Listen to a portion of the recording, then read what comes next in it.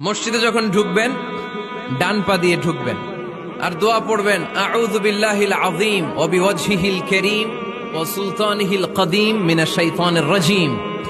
বিষ্ণু ইসলাম বললেন, যে ব্যক্তি মসজিদে ঢোকার সময় এই দোয়াটা পড়বে, শয়তান আফসোস শুরু করে, সে বলে হায় হায়, আজকের দিনের জন্য, সারা দিনের জন্য তো তুই আমার ওয়াসওয়াসা থেকে বেঁচে গেলি, আজকের সারা দিনের জন্য তোরে আমি হারালাম, আজকের সারাটা দিন আল্লাহর পক্ষ থেকে প্রোটেকশন নিয়ে তুই বেঁচে গেলি, আজকের জন্য যা, কালকে তোরে আমি ধরবো।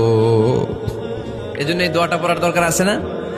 আউযু বিল্লাহিল আযীম ওয়া বিওয়াজহিল কারীম ওয়া সুলতানিহিল কদীম মিনাশ শাইতানির রাজীম।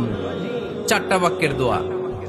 মুখস্থ করতে কষ্ট হলে যে ইউটিউবে চলে যাবে আজকেই, ওখান থেকে শুনে আপনারা মুখস্থ করে নেবেন, এই দোয়াটা পড়বেন, তাহলে ওই দিনের জন্য শয়তানের ওয়াসওয়াসা, টেম্পটেশন, প্রভোকেশন থেকে আপনি আল্লাহ তাআলার প্রোটেকশনে চলে গেলেন। সুবহানাল্লাহ পড়েন।